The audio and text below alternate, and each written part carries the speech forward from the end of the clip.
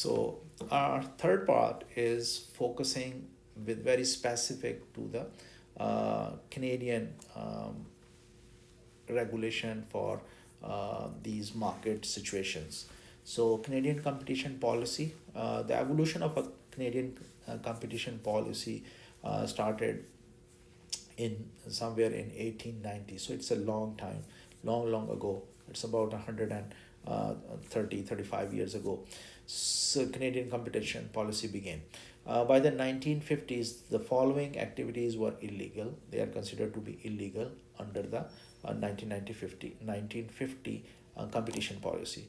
Price fixing agreements that unduly lessen competition. So that's illegal if some firms making a cartel and deciding the price privately, and they charge high prices.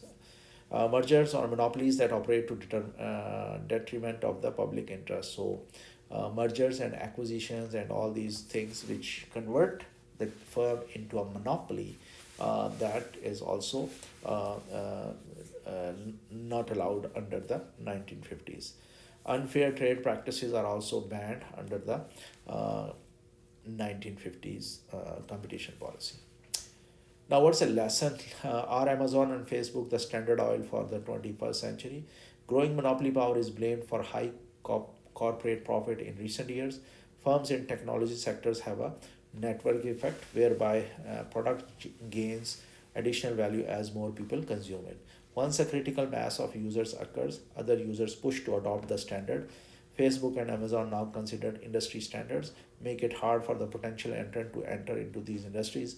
So these network effects act as a entry barrier, and we see that this is the way that the firms are converting themselves into monopolies. So in 2009, the Competition Act was amended, and these are the new amendments to our Competition Act. Increase penalties for deception in marketing.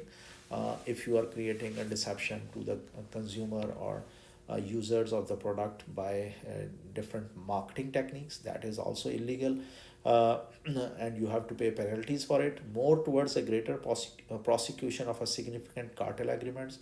If the competition bureau finds out that there is a cartel type of arrangement between the firms to charge more prices, then they go under the prosecution.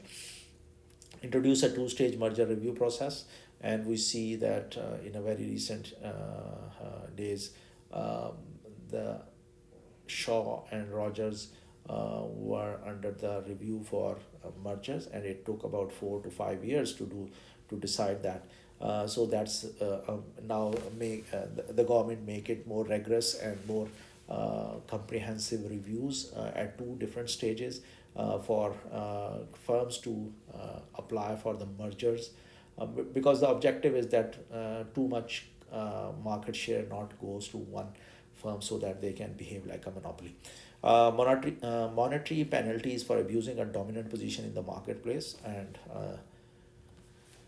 so potential mergers in the Canadian airline industry, that's an example from the past. Like when mergers between Canadian airlines are proposed, the Competition Bureau assesses the effect of a merger on firms' cost and on the airfare consumers are likely to pay and services they are likely to receive.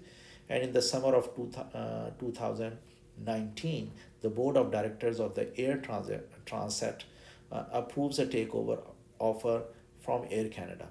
By early 2020, the federal government had yet to determine its position on its proposed merger.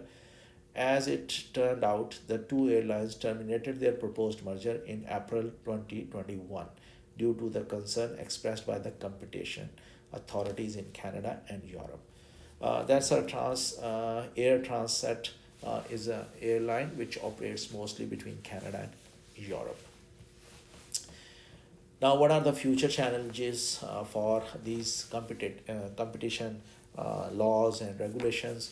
The ongoing process of globalization poses two challenges for Canadian competition policy. Globalization means it is more important to define markets on an international rather than a national basis.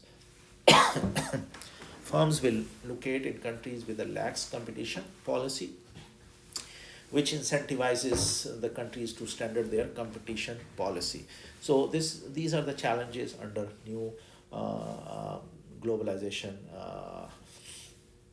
process, because now the firms are not taking the importance of any country. They are taking the importance where they can do their business more freely without so much regulation. So that's the way they move around in the world with their um, capital to start their business on those country geographical boundaries where there's a lax of competition. So this is all what we want to discuss regarding the public policy and the productive efficiency.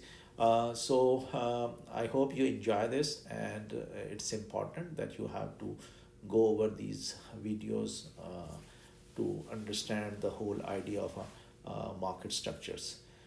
Thank you very much. Bye bye.